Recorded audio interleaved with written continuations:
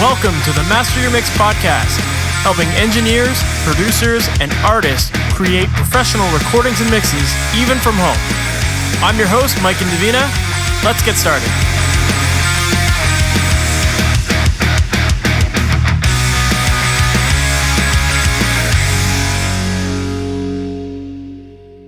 Hey guys, welcome back to the MasterYourMix podcast. My name is Mike and Davina, and thank you so much for joining me here today. My guest today is none other than famed metal producer Fredrik Nordstrom, and he has worked with a ton of amazing metal bands. He's worked with bands like At the Gates, Arch Enemy, In Flames, Opeth, and a whole bunch more. He is really well known for specifically working on melodic death metal and power metal, and he's just been pumping out amazing artists from his studio in Sweden, and really a big honor to have him on here as well. So in today's episode, we get into a lot of great discussion about working in heavier genres, working with tempos that are faster. We'll talk about the famed Fredman technique, and that is an amazing way to track your guitars and get really clean, fat, full sounds that don't have all that annoying fizz. But yeah, this is a great interview, and I'm really excited for you to check it out. So let's just jump right into it. Fredrik Nordstrom, thank you so much for being on the MasterYourMix podcast. Oh, thank you. It's my pleasure. So for people who might not know your story and your background, can you give us a little bit about that history and how you got started in music and ultimately how you got to where you are now? Yeah, more or less was like when I was 6 years old. I saw actually Jimi Hendrix on television and I was like blown away. That's what I'm going to do in my life. I'm going to play guitar. Been struggling with that the whole my life. And then I came in contact with my first 4-track recorder that we did back in the 80s, cassette tape. Then I just get really into that to record stuff. So I started building my own home studio more and more and more. And then in the 90s, I bought myself into another studio. And from there, it's been, doing recordings like the last 30 years for full time. So it had mainly been oriented around heavy music. And how did you learn to get into this stuff? Were you just kind of figuring it out on your own?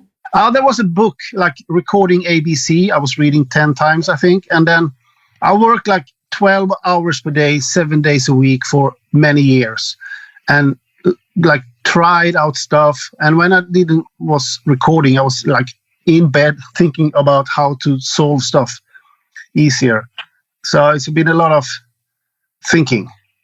And I have reinvented the wheel several times. I promise you that. Yeah, I've done it the hard way. And I noticed very soon also with my clients, it's I'm going to try out a new thing. And they were like, no, don't do that. Don't do that. Do as you used to do. And then I'm like, I didn't tell them. And my clients have been guinea pigs for a lot of my crazy stuff I've been doing. So yeah, I guess it's one of those things where you've established a name for yourself and you've got quite the catalog of big artists that you've worked with. So people come to you kind of expecting a certain sound. And you as an engineer, you're thinking well, I'm better than I was on that last project. So, I can experiment, do something a little bit better sounding. So there's got to be that fine balance of, expanding your skills versus... Yeah, but small steps forward all the time. And yeah, but it's we did the latest Hammerfall album, which is for many musicians, a very cheesy band. But to be honest, this band is practicing a lot and they become so much better musicians during the last 6 years. So that actually influenced me to also be better. So, you have been better. Then I had to do a better mix than I did last time and sitting with that. And that's very inspiring when that stuff happened. And I'm kind of a lucky guy in that matter because my thing with recording is not gears at all. I can do a mix within a Brainworks channel strip and use that for everything. I don't need a lot of fancy plugins and stuff like that because, as I say, it's not the hammer who make the carpenter. It's the carpenter who hold the hammer. That's so. I'm stop that. What should I say? Competition. The guy who have most gear when he dies win kind of competitions. I stopped that and I've been try to go so simple as possible when it's possible. I love that because so many people tend to go the opposite way. And, as they work on bigger and bigger projects, they buy more and more gear and that becomes their way of thinking that the gear is what really ultimately matters. And I've heard you talk about how in the early days, some of your earlier projects, you started off with really inexpensive gear that some people might think these days, like, you can't make a great record with that, but you've done it. So obviously it can be done.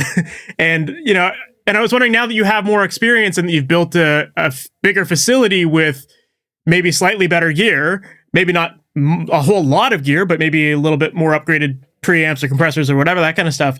I'd love to get your opinion on how much of a difference that stuff really does make. It sounds like you don't really think it makes much. Good quality is good quality, for sure. People are sometimes staring themselves blind on, like, oh, I need that Neve, blah, blah, blah, preamp to make this great sound. And, it's like I use the Avid pre's, and the people say they're shit. I say they're good. So, and also it's like when you compare like mic pre's to each other, it's not a big difference between, okay stuff and really expensive stuff. But it's of course it's nice if the gear have weight, as I say. So it's just not like just crap in there. For sure. Well, I guess, to go to that analogy that you said about the hammer and the carpenter, when you know what you're doing, you can make any like stock plugin or whatever sound amazing because you know how to shape it to get the sound you want. Yeah, but it takes a lot of experience. This is a craftsmanship that is very hard to learn, and which is very fun with it also. It's like you never full learn. You can always go on and you find out new stuff. And like, for example, the Shure SM91, the bass drum microphone. I always put it very, very close to the front skin of the bass drum, because I've been thinking that then it's when I use a dynamic mic on the hole, they're very close to each other, so they're going to be very, very in phase, good in phase. And I had a drummer here, and by mistake, the SM91 sneaked away all the way to the front skin. Hit skin, where he had the clubs, and it sounded so much better. And I've been doing this mistake for 20 years. And then I realized I put the microphone for 20 years on the wrong position in the bass drum. And he's just laughing. And he's like, so no, I know what to do next time. Don't care about the face. I love that. I love that, you're still learning, and those happy accidents are still, revolutionary. I call them heavy metal accidents. Yeah, but it's like one time we were sound checking a bass drum. And fuck, this is great. This sounds awesome, this bass drum. And then I looked around and I saw that there was a compressor connected to that channel strip. And that compressor, it was only compressing bass. Only the frequency in the bass. Oh, this is wrong. This is for the guitar recording. Let's remove this one. And then we removed the compressor and the bass drum just died. And it was like, we need to have it back. But this heavy metal accidents, it's just like, that's fun. Yeah, it's funny to hear it like that too, because, we tend to get so caught up in our own signal chains of what we know works. So we just gravitate to those things and are afraid to experiment sometimes. And hearing those examples there is a great reminder that sometimes you do have to kind of do the thing that you feel like you shouldn't be doing to just see what kind of results you get. And you either learn from it and start using it, or you learn from it and you never touch it again. Yeah. Yeah.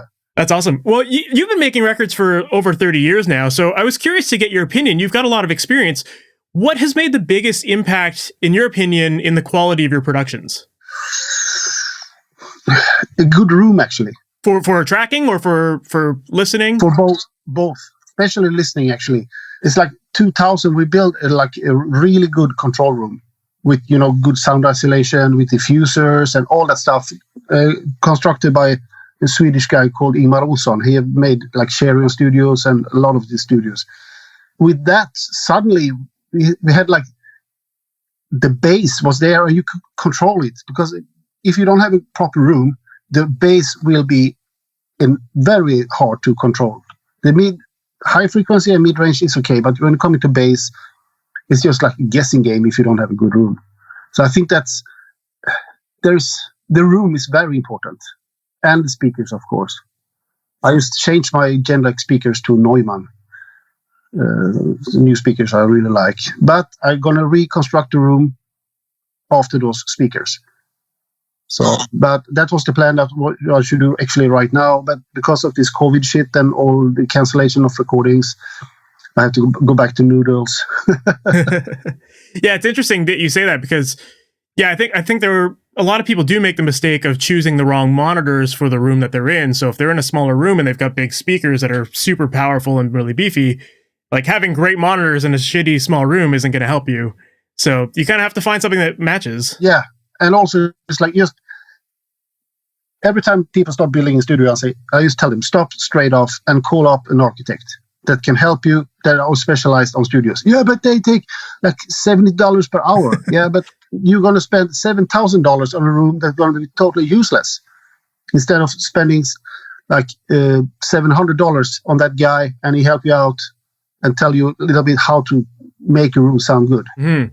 That's a really good point. Yeah, because if the room is bad, it doesn't matter what speaker you have. They will also be bad. So, and I tried out a couple of rooms. So that's why for me, the most important is the room. It's like I was up in another studio and mixing an album. I couldn't get it to sound right. And I took it home and I listened to it. That was a bad room. Yeah, yeah. So tell me a little bit about your studio setup that you have now then. What kind of gear are you using?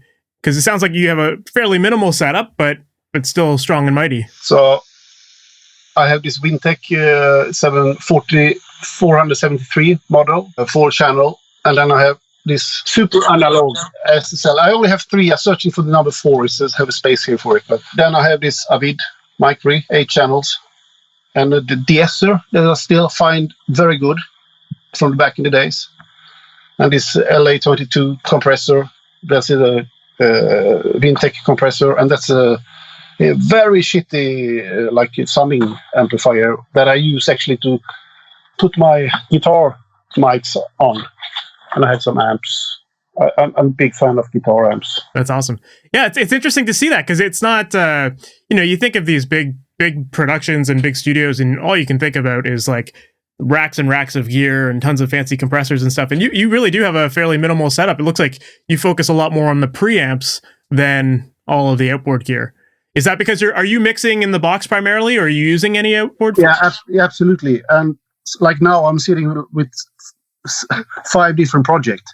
It should be impossible to keep that up going with an analog mixing console. Or so, to be honest, I don't think like mixing in the box is maybe the absolutely best.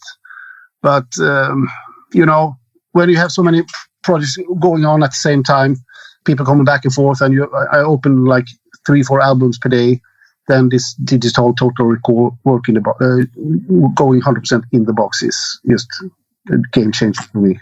Yeah, it's definitely important for your workflow to be able to open up things really quickly. Yeah, so like 10 years ago, 12 years ago, I left the analog gear totally behind me. I moved to a new place. I took the stuff I really liked and was, loved, brought it with me, and start working digital. And I was spending a lot of time every day, like to try to, find my sound in these plugins. And then after a year, I sold old outboard gear, all this fancy, like Red Channel and producer packs and, Lexicon 480s and all that. I just sold it. And I get payment, I get money for it also because it was not really dead by then. So that's awesome. So I'd love to talk a little bit about your productions, and I'd love to know, how involved do you like to get when you're producing an album? Do you get involved in the songwriting process, or do you consider yourself more of like an engineer who just focuses on getting the tones? That's very depending on the band. Take, for example, The Haunted. When they have been with me recording, they use me as a tool to reach what they're searching for. So I'm just a tool for them to help them. And normally they are not interested at all in my input of the music. But in other hand, like when I work with other bands, I worked with an Australian band called Lagerstein. They playing pirate rock. Really cool guys. And before every song, we went through all the songs and, rearrange stuff, rewrite stuff. And so I'm I'm more or less like I every recording is a new session, and that's also something I try to tell people. It's like, we're not going to make you sound like another band. We're going to sound like your band, but we're going to try to improve it to make it better. So it's very important, I think, for bands to have a unique sound. And I think also it's like, and that's maybe how I made my thing, is just like work really hard and don't listen too much to everybody else, what they're saying. Like I was into that Gear Slut forum. Yep. I laughed my asses off and left it straight off. This is not the place for me. So it's interesting that you say that, because, like, you know, as you mentioned earlier, you have a lot of bands that come to you expecting a specific sound, and they want you to do things the way you did it on other albums. So in terms of giving a band their own sound versus the sound that maybe they're coming for, how do you strike that balance? Now, I normally, it's like we did that album At the Gates, Slaughter of the Soul, 94. And that was like a teamwork with the band and me. And also in the same time, I was in a divorce. So I just dropped my whole family life. I just went 100% into the studio. And then a lot of bands came to me, we want to sound like that album. And then my normal reply was, and still is, join the band. Because a band have a sound, I think so. If they don't have that, then they need to find their own sound. And people come in sometimes with reference albums. We like this sound. And then I can ask them, why didn't you go to the guy who did that album then? Because that's what you're looking for. So, and also, by the way, I don't listen to reference album. I make them. I normally reply. And I love that. Yeah, it sounds very cocky, but it's, I don't mean that. But I think it's like, you know, find your own thing, do your thing. It's very important. I think also, like all the great bands, you know, take ABBA, the Beatles, they have a personality. And I have been doing stuff here, and it's just like you mixing a band, and you can actually take the vocals from that band that they have listened too much to, and just drop it in the session, and it works together because they have been copying so much what that band have done. That's interesting, because I have heard you say that you are a big pop music fan, and Yeah, that absolutely. you love ABBA, and I love hearing producers that say that they really love a specific genre of music, but then they work on the complete opposite. And I was curious too, I would love to know how you feel your pop music influence impacts the work that you're doing in metal. But it's like pop music is very straightforward. It's like 3.5 minutes of music, and that kind of arrangement thing is something absolutely that I've tried to bring to bands. Normally, it's like if a fast song is 5:50 long, then I'm like, hey guys, this is too long. I can just tell it by you see how long the song is. We need to make it shorter. My idea is of a song, when you heard the song, then you want to listen to it again. If you reach that good arrangement, then you have succeeded with your arrangement. But if you're waiting for the song to end, then the song is too long. That's a simple approach to it, but it makes a lot of sense. Yeah. And I know it's like for bands, it's like, you know, Kill Your Darlings, all that stuff. It's like, I don't have a personal relationship to your song, and this part sucks, and this part is too long. So I think we should do like this. And of course, sometimes you step on people's toes, and they get upset. But, you know, are you making the music for yourself, or are you making the music for the fans? That normally is like both, yeah. But do you think your fans should like when this is shorter and this part is gone? And probably the answer is yes. Then leave it out. Yeah, I love that. I think that that's a really good point too, that, you know, a lot of people make music for themselves, but they have to think about ultimately what their long-term goals are. And if they want to pursue this as a long-term project and have success with it, you do have to consider the fans' input as well. And you have to consider the listener and what they want to hear. Because, just because you like soloing on your guitar doesn't mean that other people want to listen to 10 minutes of that either, right? So no, and some people like it, but that's what also, it's like mainly we are recording albums here. That's what we're doing. We're not recording stuff that's going to be released by a label. And that means my first client is the audience. My second client is the band. And the third client is the record label, even if they pay for the whole recording. But the band have to pay for it eventually anyway. But that's another story. So that's have always been my, or should I say, guiding line. I'm thinking about the fans. Will the fans like this? Or like I did an Arch Enemy album, and we were like discussing how much gen, because they were big in Japan, how much gen will this riff generate? It's another way of talking about it, but but it's in the end, it's always, if you're releasing music, then it's the listeners that you're going to please, not yourself. For sure. So then when a band comes to you with some songs and some demos, what's your normal process for production? Like, and like, you're listening obviously to see if you enjoyed the song all the way through, but are you trying to find like areas to cut out right away, or like how do you listen to music for the first time when a client sends you something? Yeah, because normally what I do is like I listen to the song one time and then I pick up notes straight off, and then I come in with my ideas. Normally it's like the normal failure bands does if they're making too long songs. I was in France one time, I worked with a band, and for a whole album I cut out 17 minutes of music for a whole album. That's an EP, Wow. Yeah. And when I showed them my idea, there was a big fight in the band. I remember that. I had to sit by myself in the control room, and after half an hour they came in and said, "Yeah, we go on your line." So we cut it out, 70 minutes of music. Yeah, it's that's a lot of music to cut, but it's very interesting. interesting. But if you listen to early Metallica, for example, there's 2.5 minutes intros of the songs. You can sneak away with that back in the days, but not now. It's going so fast. It's like these videos they put on Facebook. Wait till the end, and then you see the video 6 minutes long. I just skip it or go to the end straight off. You don't have time to sit there and spend 6 minutes to see somebody do nothing, and then they fall. If you understand what I mean. That's a great comparison. I love that. It's so true, because like it's always like a teaser at the beginning, and then like the real content is at the end. And music is written a lot of the times like that as well. Yeah, but it's like sometimes you find like people don't realize it by themselves. They can have a really, really strong hook line in the song, but it's only coming one time. And I'm like, that's a really good hook. You should at least have it 2 times in the song. Mm-hmm.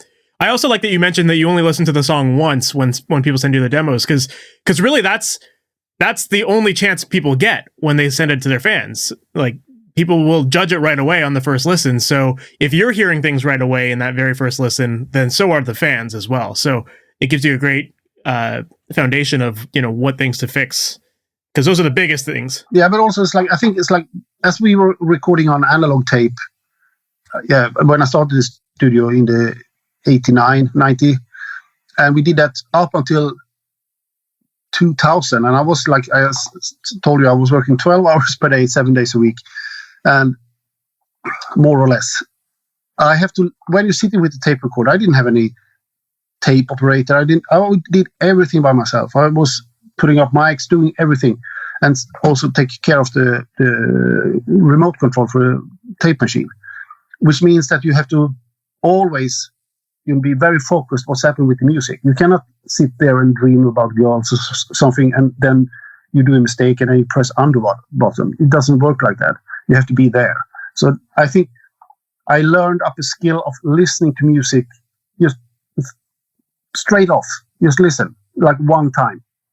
And I get it straight off normally. And if I don't get it, then I listen again. But that makes a lot of sense. I did want to ask you, a lot of the music that you work on tends to have a lot of fast tempos and fast, busy parts, like especially with drums. Like you'll get a lot of double kick action, or like, really quick kick snare hits really back to back. And a problem that I hear with a lot of people that work with music with fast tempos is that people tend to struggle with getting clarity in their tracks because there just isn't enough space between the notes for them to have that clarity. And I feel like a lot of people tend to add things like low end to make their track sound bigger, or they add like reverbs and that kind of stuff. And that can really make things sound muddy as well. So what's your technique for getting clarity in tracks that have fast tempos? And are you using like compression to make notes feel shorter, or like what's your approach there? I use a lot of compressors. Yes, I do. My idea of heavy metal music is like everyone to be loudest. Everybody want to be in front. The drummer want to be the loudest. The bass player want to be the loudest. The guitarist want to be the loudest. The vocalist want to be the loudest. And if they are stupid enough to have a keyboard player, he also want to be loudest. So you need a lot of compression. And, but you have to be, like when you play, you have to be very, it's like with drums now these days with Pro Tools and everything. It's like 5-day recording session with drums. And then it's another 5 days of editing the drums to get them really clear. And then if there are a lot of breakdowns, people start to go away from that now, which is nice. Then you have to also edit up all the guitars and the bass and, line everything up so everything sounds super tight. But I kind of see like the trend now is going the opposite way. It's like people want to play and don't want to do edits. This is how we sound. And so like we did Night Rage a couple of months ago, recording drums. Very good drummer, by the way, this Dino guy. And it was just like small touch-ups we did on the drums. And then the crown, the same thing. We didn't maybe one little part where it was missing a bass drum, and we put it in. But leave the stuff as it is and let people play. And you get a more organic sound that way, I think. But you need to be good on the instrument. You cannot be shitty. Yeah, that makes a lot of sense for sure. Like if you're gonna go for that natural sound, then you have to be a good musician, and everyone has to be on the same level to make it all work. Yes, but in the end, it makes difference. It does. I did like a rock band from Norway, and they were like all into rock. It's like more or less, this was a good take. They didn't listen to it. Go to the next one. Recording. I did a mistake in the second chorus. Punch in. Next song. Recording. And next song. Nobody went back and listened. They just recorded it. And they nailed an album, including mix and mastering, in 10 days. And the end result was a lot of energy. Maybe not perfect play, but there was a lot of energy. Yeah, for sure. Well, so there is some magic to people playing in the same room or just playing together, and there's a lot to that. Yeah, it is. But okay, I understand when you're a young musician, you want to be the tightest guy in the world, but people don't get, except maybe some other young guys or girls, going to be impressed by that. Well, it takes a lot of practice to get to that point as a musician, right? So you have to. So are you doing a lot of pre-production then with bands before they come to you? We do stuff like that. It's like they record a demo. I listen to it and come in with comments, and that's normally, it's like not that we meet up in the studio and record the album first to record it the second time, which for me makes no sense. That's very boring. For my own band, for example, we never do pre-production. We do like demos. We demo the song with the click track, and here's the song. We give it to the drummer. Play what you want. And it's like, we are happy what it does. There's also something to be said for bands that have had the experience in the studio or that have maybe worked with you in the past. They know the process a little bit better. So they're kind of preparing a lot better because they know what to expect. I actually think that for the first album, the bands are normally very well prepared. They have rehearsed the songs a lot. And then when it comes to album 4 or 3, they have been so lazy. So they have not prepared at all. They have not written all the songs. So the recording process takes at least double of amount of time to do because they have not been rehearsing and stuff like that. And they maybe have been up touring. And yeah, I was going to say, do you think that that's because of touring? That when a band has established themselves, they are on the road, they don't have years of practice to get super tight with their songs. So they sorted out in the studio. But like the first In Flames album took like 10 days, and then second one took 14 days, and then third one took 3 weeks, and then was 4 weeks, and then Clayman 20 years ago it was 6 or 8 weeks. 8 weeks, I think we spent in the studio. But we had upgraded the production a little bit also, of course. So you want more for every recording also. It's like you want to add more. Oh, we want to have like string section here, and we want to do this, and we want keyboards, and blah, blah, blah, blah. Yeah, it makes a lot of sense.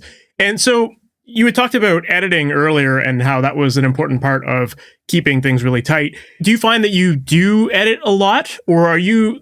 Because now there is both of those sides where there are the people that want everything super tight and hyper edited, and then there's the opposite side that you talked about where people want things more natural. So what kind of productions are you trying to focus on more these days? Do you want those ones that are heavily tight? I'm trying to be more organic, and also especially it's like since all this quantizing came to as a tool, people was totally insane with that. Everything should be 100% to grid all the time. And I'm trying, like, if I edit drums, I try to do like 70% editing and keep 30% as it was, bad or good, to keep some kind of organic vibe in the stuff. Yeah, I like that approach, because then you're still tightening it up enough that it's tight, but it still has that natural sound to it as well. But it's the same with the singers. If they come in here and they scream and then they go do clean vocals and they have not practiced, then it's like, are you crazy? Do you think I'm going to a recording studio with a saxophone and saying, I'm going to record an album here, okay? And then I cannot even use my fucking saxophone, expecting the guy in the studio to fix that for me. It's the same thing like with growlers. You just think they're going to manage to do clean vocals in one go. So I have like this thing when we do clean vocals here. I never melodine vocals. We perform until it's there. And in worst case, I have to go in and do edit on it. But then I don't really care so much. Because if you're that bad that you cannot even sing in key with an autotune, then it's just like, then you have to construct the vocals in Melodyne, for example, which is a very boring program, by the way. But it's brilliant, but it's boring. Yeah. So do you have any tips then for getting the right performances out of a musician? Like, do you have any tips for how to track it so that you can get tighter performances or more in tune? I think this is, I'm not talking for how I was in the 90s. Then I was really bad, I heard. But that's also coming with experience. It's like you're sitting and tracking. Sometimes you can get the vibe, like for the drummer, for example. It's like you can go to the talkback mic and say, hey, I know you can do this better. I'm 100% sure. But keep this take. But are you agree with me? Yeah, I can do it better. Okay, why should we save it if it's a bad take? And, get people. Of course, they need to practice. That's the first thing. But, try to be gentle to people. I think it's a good thing to do. Yeah, for sure. Yeah. Positivity definitely goes a long way. And, if you're like, hey, that takes shit, you suck. Like, that's not going to get anybody excited about performing, right? Yeah, I heard a really good one. There was a drummer who was sitting in the studio recording, and suddenly the engineer take down the talkback mic and said, I get horny when you play drums. And the drummer asking, why? And then the engineer say, because you play like a pussy. I don't think that album turned out really good, to be honest. But you know what to say to the guys when you record in the studio. Yeah, that I've never heard that one before. No, but do you find that you end up tracking in smaller sections as opposed to letting someone perform the whole thing? Is that your approach? I normally ask people if they have been recording before, how do they prefer to record? Yeah, can we do word by word? No, but let's try to do, a verse, for example. Yeah, of course. I don't want to sit and record in vain. It's like the engineer he recorded ABBA. He said like, take 1, 2, and 3. If you don't get those takes, then you have lost the best takes. Yeah.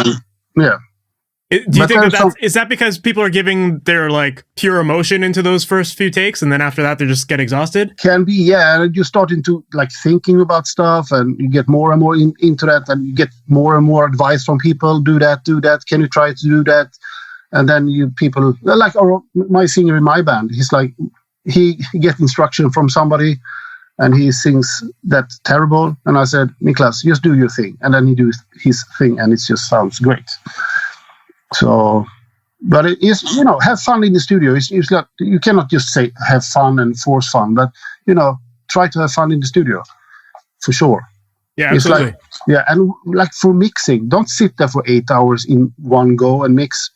It's just like when you have a flow, work on it, and when you feel like you're hitting the wall, then leave it and go away and have a coffee or something, and then go back again. How long do you find it usually takes you to finish mixes then? I normally, if it's a normal rock band with some keyboards and some effects, normally I estimate 1 week, but the efficient time that I can sometimes spending can be like half of that, because the other half I need to like take a walk around the block, to see a bird and, get away. I was there when I was younger. I was sitting and mixing and mixing and mixing. And I had this, I remember I was doing a band for one of the major labels. And I did a demo for them first, and they were really happy about it. And then we're going to record a second demo, and the guys from the record label should come to the studio. And I was just sitting and mixing, and realized I haven't eaten for 2 days. Yeah, but I was like so stressed out, and have been spending like 2 weeks mixing, was never satisfied. And this happened so many times, like especially for mixing, because it's kind of ending of the whole session. And it's so easy to like, I know friends of mine, they're sitting 12 hours and then they're coming back the day after and they're like, what the fuck have I done here? It's better to take it in small chunks. Yeah. So do you find, you said it takes you a week to finish a song for mixing, or like an album? An album. Okay. Yeah, that makes a lot of sense. And it is really important to take the breaks, because you get so focused on it and you've listened to the same song 1,000 times in a row. Of course, you're going to lose the big picture after a while. Yes, which is very easy to do. That's why I'm trying, like we had a big studio back in the days, like we had like a 330 square meter big studio with a massive recording room. And a lot of mixing was like 2 hours mixing. And then we went out in a live room and playing table tennis, like for half an hour. Back in again, mixing. And then, back, you have to do some table tennis, which is, seems to be a waste of time. But for me anyway, has been like very efficient. And especially if I do a mix, I can sit here and I feel like I'm done. I don't know more what to do. And I leave it, I go home, I'm coming back in the morning and press play. And it takes me 2 seconds and I hear directly, I can do better. And then I just sorting out in 10 minutes. Yeah. Or should take me hours the day before to sort out. Because I love that. Yeah. I love that you said, like, playing table tennis and doing stuff like that, where it's like, it forces your brain to think completely opposite of the mixing world and clears your head so that you can come back and be focused on a new task to fix it. But the same is actually with songwriting. If you're sitting there and like try to force something out of yourself, you're not going to make a good song from that, I think. But if it just like flows out from you in that moment, take care of the moment, and and suddenly you have a good song. For sure. And do you find that you follow like a specific workflow whenever you mix? Like, do you always do things in a specific order? Oh yeah. There I'm very, very picky. Actually, I always start with the drums. For a metal album, no good drums, no good metal album, kind of. So it's very important to make a good drum sound, as good as possible. And then I go for bass, then I go for guitar, and then I go for vocals, and then like the rest of the stuff, if there are keyboards and effects and stuff like that. And that normally ends up that I'm, when I'm ending up with the vocals, then I go back to the drums again and go like that, round and round, and listen. That makes sense. You're kind of building everything on top of the previous instrument. And I start mixing on an extremely loud volume for some reason. That's also why I maybe need to take those breaks and go home and sleep. And ending up on really low volume. Yeah.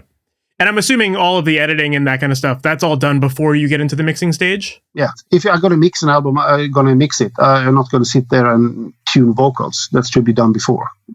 So I always do like that when I'm recording stuff. We make sure, okay, now it's ready for mix. Now, the only thing you're going to concentrate on is the mix. If you hear something bad, you can fix it. But that should be done before. Yeah, it makes sense. You don't want to get out of the focus of mixing, right? Like you have a vision for where you want to go, and the last thing you want to do is get distracted by editing or tuning vocals. Yeah, I'm sitting with the project now. It's a guy, and everything. So it's a good songs, but he's not the recording engineer, and he's sending me stuff, and suddenly I don't realize it, but I hear something's weird. But the drums is 1 bar too late, for example, or 1 bar too early, because he consolidated the tracks with different starting points, and he's I don't understand how that happened, and I'm sitting here and tear my hair off and get really frustrated. What is wrong here? I don't know. I didn't create the song. I uploaded new files again. He did everything. He sent me 8-bit files. Do you know how that sounds? Like shit. Like shit. And also he managed to, I don't know what's happened here, he said. I don't know what's happened here. And he exported 64-bit files. So I tried to import it in Pro Tools, and Pro Tools just stopped. For 2 days I was trying, what the fuck is going on? And I checked the audio file. 64-bit? Is that possible? So I have to use my friend's PC with Reaper to convert them so I can open them in Pro Tools. Yeah. So you did talk about how you do follow that order of drums, bass, guitar, vocals, and keyboards, whatever, and then you kind of revisit that entire cycle. So at what point do you know your mix is done? Like, how do you know? Is there something? You're never done, but sometimes you can have a good feeling that is like the vision of you had like an open, transparent sound. I can be a little frustrated because some people can come to me and say, "Oh, it's so good with your mixes because everything is so clear." My vision is to make the band sounds like one unit. So I'm trying to get, if you understand what I mean, drums, bass, guitars, and vocals to be like one big turd. That's my vision. So hopefully not a turd. Yeah, but I want them to sound like one unit, if you understand what I mean. Yeah. I don't want people to be separated too much. I want the bass to blend in with the guitars and the drums. Yeah, that makes a lot of sense. And once you feel like everything's working, then there shouldn't be anything more to fix. You're just probably nitpicking at that point. Yeah, but I did a mix last week with a band from Stockholm, and I felt like they were really happy. But I was like, no, I had to go back and look into it. And then I went back and looked into it, and I realized that it was just a shitty day when I listened to the stuff. It sounded pretty good, actually. So there was no point of changing anything. I didn't know what to change. It kind of goes back to what we talked about earlier about the musicians who are writing music for themselves versus the audience, right? Like, as engineers, we kind of do the same thing. We kind of want to just keep improving and like, flexing our engineer muscles. But often, at the end of the day, it's the band or the fans that matter, right? So yeah. But that can actually be like a question I put out. Will this change of lifting the guitar solo 0.01 dB up? Will that make is that a game changer? Will that make you with contract or no contract? No, it doesn't matter. It's just like a good song. It's a good song. Yeah, exactly. Yeah, that's a good comparison for sure. Is there anything that you like to do with your mixes that other people, if they were to watch you in the studio, would think like, "That's crazy. What's he doing?" Like, no, I'm now these days I'm always try to like do audio mastering in the mix session. So because then you have like I have like a chain of tools that I have in the mastering. I add that, and so I know what I get. So the CD mastering I do is just like administration work. You just like cut the songs, do a fade out here, and that stuff. I don't in the mastering program. I do normally nothing with the sound. And it's also very good when you see the mixing, and you think you have all levels right, and then you add this mastering chain that are zeroed, of course, from the beginning, and then you start tweaking on it, and then suddenly you hear, "Fuck, the guitars is so loud." Then you can do that straight off. Take down the guitars, and it's done. Instead of going back to the session and all that stuff. And recently also we try to have, like, if you do an album, try to have the whole album in one session. It's a very convenient way of doing stuff. Like when you record an album, one session, you open the session one time. When the band is leaving after 4 weeks, then you're closing the session. Is that because do you use the same tones typically throughout the entire album? Yes, that's what we normally do. And if you record drums, you normally don't go in there and change like drum skins in the middle of a song. You might do something like put an extra snare skin on the snare drum to get the 80s snare sound. But you get a good like overview of the album also. You can see directly it's like, oh, this guitar is too low recorded. And it's very convenient, actually. It's just when you're recording and mixing and have everything in one session. Yeah, it makes a lot of sense for sure when it's an album that has similar tones. I guess, have you run into experiences where I guess if you change the tone of a guitar on one song versus another, I guess that's just a matter of changing your automation and your settings overall, right? Yeah. Yeah, I remixed Hammerfall's Renegade album. It's like a 20 years anniversary. And I noticed when I was mixing that they have done different guitar tones on every different track, which was annoying. But then you have this pre-EQ thing in Pro Tools, so I had to go use the sound I thought sounded best and jump back and forth and try to EQ those guitar tones so they were matching up each other. Yeah, but this work with the whole album in one session is a very convenient way of doing it. It can be a lot of tracks. But you have to leave it. For sure. But that's an interesting point that you brought up about trying to match the guitar tones, because that is something that people do need to consider. Is like, if you are going to change your guitar tone from song to song, you still need like a coherency between every song on the album. You need something, maybe you have to carve out a little bit of one frequency on one track versus another to make things work better together, right? Yeah, but also it's like you can, like we did on some albums, it's like we use 2 different amplifiers for the fast songs and 2 other amplifiers for the slower songs. And then just like normally put them on different tracks. And also for me, it's like I'm normally using 2 power amplifier and 1 preamplifier and 2 4x12 speakers for the guitar tone. So I actually have 4 microphones up running on the guitar cab. And those I recorded to 1 track.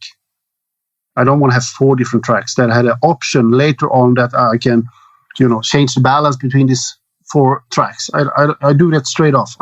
Is it good? Yes, it's good. Keep it. If it's not good, redo. Yeah, I love that approach. Like you should commit, right? Like if you're working with a specific tone, you're getting an energy from that tone. So everyone's kind of playing to that, I think. Yeah, okay. I'm recording line signals also in case of, but that's not to be able to reamp the guitar. Is sometimes in the studio I have bands from wherever in the world, and it's Saturday night and they're pissed drunk coming in and somebody's sleeping in the recording room and he fell over the mics, and then they keep up recording guitars, let's say on Sunday, and they are like, Freddie, there's something weird with the guitar tone, and then you find all the mics on the floor because the singer was pissed drunk at 2 o'clock in the night. Then I can go back and use the line signal they have recorded and reamp the guitar so we can keep the same sound. Yeah, that's a great point. It's a great safety net, just to make sure that nothing messes up. Instead of wasting whole Sunday recording and have to redo everything. So it can be nice to have like the line signal also because it's very attacky, so you can see very well where people hit. If you need to sort something out with a guitar playing, maybe they were not enough rehearsed, so they are sloppy, then you can go in and push them a little bit and you see it very clear with the line signal. Yeah, it's much easier for editing when you have that line signal. Yeah, for sure. And you had mentioned that you typically use 4 mics on your guitar recordings. Yes. And I feel like I'd be doing my audience a disservice to not talk to you about the Fredman technique, because that's what you're really well known for, that technique. And I was wondering if I could get you to explain it in your own words, like what that technique is and how you use it in your guitar tracks. It's simply actually 2 Shure SM57 mics. This is like, we did a first test we did on Slaughter of the Soul 94. So this is back in the days. And we put up all mics I had in the studio on this guitar cabinet. And we was for 2 days sitting and listening to the guitar tone. This technique is, I didn't invent that, but it's been called after me because I use it so much. And it's more or less, it's a 57 that you point straight into the cone. So it's actually, this is bad or wrong recording wise, because you shouldn't put the microphone like 90 degrees into the source. So, and then I have another microphone in 55 degrees angle approximately on the side. And these two together is like, you get a very fuzzy and you get a very boomy signal. But when you blend them together, you get a very present guitar tone. and it's more or less, to be honest, sounds like how it sounds out with the cabinet. I've been trying a mix in other mics also, with bad or good results. And this tryout with the microphones, I did again a couple of years later, because guitar tones have always been a problem. What mic should you use? And this mic is the best. And like this Royer band microphones, people say are great on guitar. I find them super dull, and I don't like them at all. But that's my taste. So are you saying you've tried this shootout using that technique, but with different microphones? Not with that technique. I tried 58s and stuff like that, but similar microphone. But but for some reason, I can have a Shure 57 on everything except snare drum, because I don't think they'll sound good on snare drum. What's your microphone of choice for snare drum? Oh, it's a Sanken. This is a Japanese brand. Yes, I've heard of them. Yep. CU31. It's a very expensive microphone, but it sounds really good on snare drum. Yeah, but I know most people first choice for snare drum is an SM57. Yeah, well, it's just such a versatile microphone, and the fact that you're getting amazing guitar tones with a 57, which most people can. Like, you can't really mess it up, I guess. Yeah, but one thing also is like, all this rock and roll talk about you should crank the amplifier to 11 and stuff like that. For metal sound, I find that very messy. I'm normally like, if I have a 100-watt amplifier, I go maybe on 1 on the volume. I don't play loud at all. So everything keeps together. Like, you don't crank the speakers to stop vibrating and dancing around in the studio. And so it's just like, I have a quite low volume, actually. This is also because there is a lot of headrooms, and especially now these days when people are tuning down to, I don't know what, P, and it's very low tuned, and when you play like boom, boom, boom, boom, everything starts to vibrate. And take a normal Marshall cab; they are very thin. So if you crank them too much, it just doesn't sound good. Maybe for an AC/DC record. But not for the high gain stuff we are doing here. Yeah. So do you find that you are using a lot of like high gain? Because that's something I hear a lot with metal music, that people always say you should dial down the gain and not have as much. Then you have to compensate with the right hand, which I think it's cool. But when people have too little gain, I call that adult amount of gain. But too much gain, everything get muddy. And too little gain, it's get too polished and too grown up. A decent balance. Yeah. And what's interesting about that mic technique too is that you kind of get the best of both worlds, in the sense that the high gain stuff tends to have a little bit more fizz. So if you want more of that fizzy kind of sound, you can use that direct microphone and get a little bit more of that. Because that is the technique, right? You can blend the two microphones. Yeah, you blend it with the faders. If you want to like more darker sound, you go for the one that's angled 55 degrees. And for the one where you want a fussier sound, you go for the one in the middle. Yes. Yeah, and that angle is super important. 55 degrees, right? Because you see a lot of people online say 45, but I've heard No. Okay. I get my hands on this Wilkinson audio thing, and I was straight off. I put it up and was like, no, this is not right. That's why I actually made my own clip. Yeah. So you do sell clips that are made specifically for this technique. Yes. So we are on our way. I'm working with a Swedish company right now, and we are working and see if we can manage to build a high-end Class A microphone preamplifier with tubes and an optical compressor in LA2 style for a recent amount of money. It's not like $3,000-$4,000.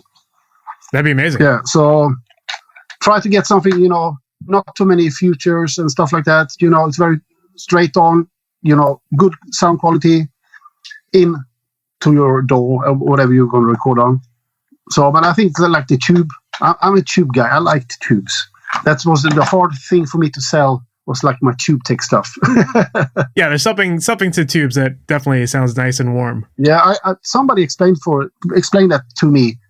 Like an engineer guy, he's telling like how the distortion are in tubes. They are in third generation of the overtone. Yep. But when you go in solid state, they are in second generation of overtone.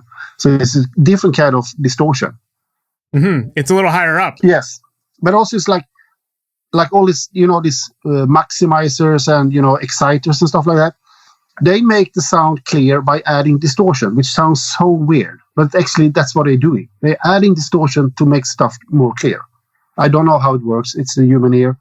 But, well, the ear perceives it. You hear it more when there's like those third harmonics, which are a little higher up in the frequency range. Like your ears are a little bit more sensitive to that, I guess. So yeah. But we tried out the microphone, and it was exactly the same microphone.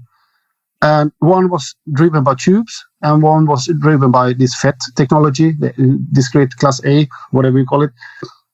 And it sounds different with the tubes in. And so what I'm saying is like it felt like it was more clear. But it's just the electronics was different, but the capsule was exactly the same. So yeah, that's interesting. I'm really excited to hear that once you get it developed. I was gonna say you should add like a subbing mixer to it, so that way you can use the Fredman technique. That's the plan. Absolutely amazing. Yeah. So I have a lot of ideas. It's going back to analog stuff.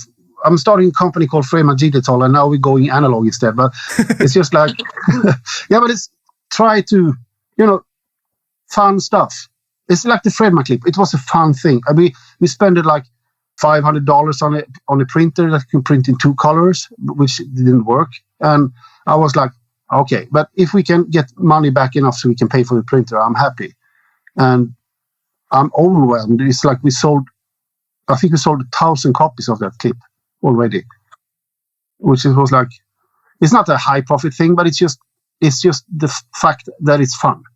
It's just like, wow, we sold one more. Yes. It's just like, I don't care so much about money, but I care about, have fun. And that's one of the thing we're doing now is fun. You're making people's lives easier by giving them a clip that has the right angle and, there's no guesswork. So that definitely speeds things up. Yeah, but I was expecting that we should sell 5. That was what I thought. We're going to sell 5, 10 maybe. And then, that guy, Glenn Fricker, you know him? Yeah. Yeah, he reviewed the clip, and I was sitting eating dinner, and my telephone was like shaking. What the fuck's going on? Like this. And I was, holy moly, what's happened here? And then we saw the video of him.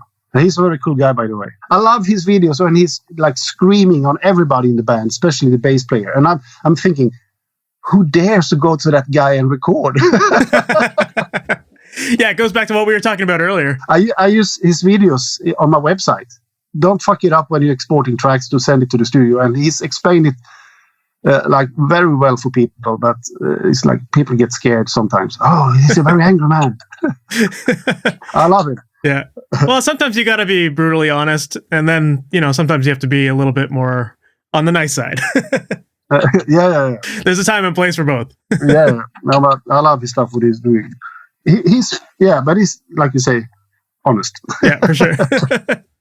Well, I don't want to take up too much of your time because I know you got a busy day, and but I just want to say thank you so much for being on the podcast. I really appreciate it, and I think you gave us a lot of really good insight into what goes into your productions, and definitely a lot of good stuff to take away from here. A lot of bullshit. No, it was all great, man.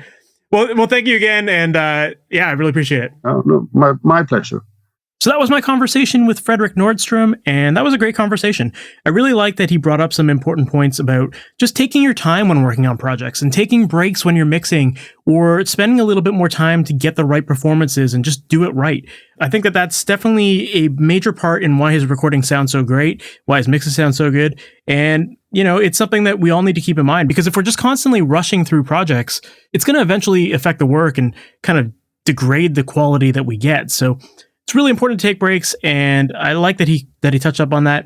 And it was really cool to also hear some insights into what goes into some of his projects and how he thinks about production and trimming the fat in some songs, and how he really focuses on who you're making the music for. I like how we broke it down into the 3 categories, and the listener, the band, and the label. I thought that was a really good way to put it. So hopefully you enjoyed that interview, and if you did, and this is your first time listening to the MasterYourMix podcast, make sure to subscribe to this podcast. That way you get notified about all new podcast episodes as they come up. I've definitely got a couple of really good interviews in the works, trying to arrange some scheduling, and we got some pretty cool big guests coming up. So I'm really excited for that. So make sure to subscribe. And if you haven't already, make sure to visit MasterYourMix.com.